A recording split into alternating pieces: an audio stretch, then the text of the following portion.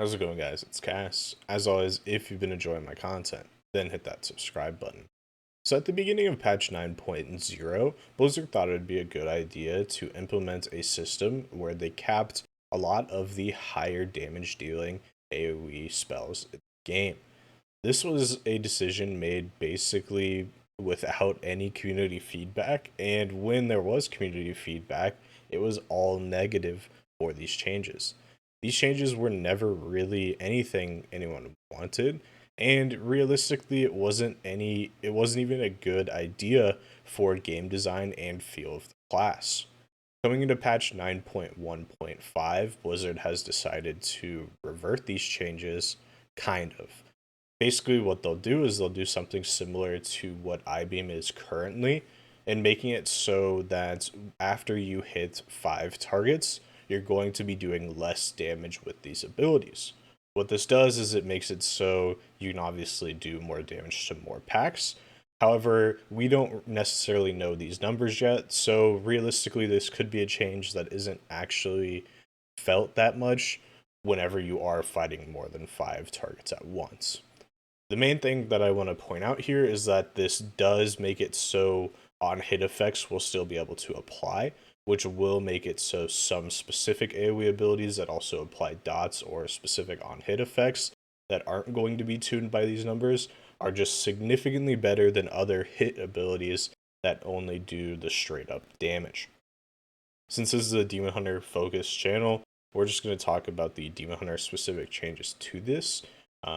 Blade Dance obviously is capped at 5 now currently in its current iteration, so this will be taken away, and it will say something different. Basically, the first 5 enemies that you hit will take this much damage, and then after the fact, it will do less damage based off of how many extra enemies are hit. The main thing that this allows is it makes it so Trail of Ruin is just significantly better. Instead of only hitting 5 targets, as long as they don't cap this for some reason, which wouldn't make that much sense considering they're removing the caps for these spells. But as long as they don't try and cap this for some weird balancing reasons, even though this is the worst talent in that row, then this talent will just be getting significantly better. One of the other talents that isn't on this list of these two options, obviously Fel Barrage is the last road talent competing with Demonic and Momentum.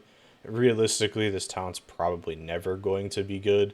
However, removing the cap of 8 enemies could make it good in some niche AoE situations, potentially.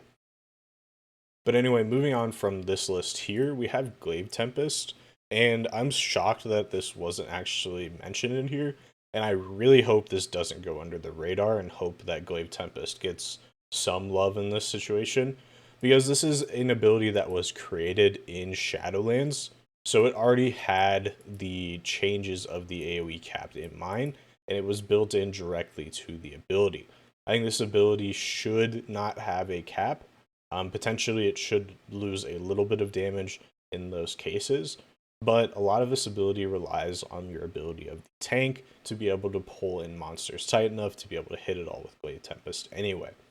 So I hope this is something that Blizzard ends up looking at, even though it's not in that list, just because this is something that was designed with that AoE cap in mind, obviously.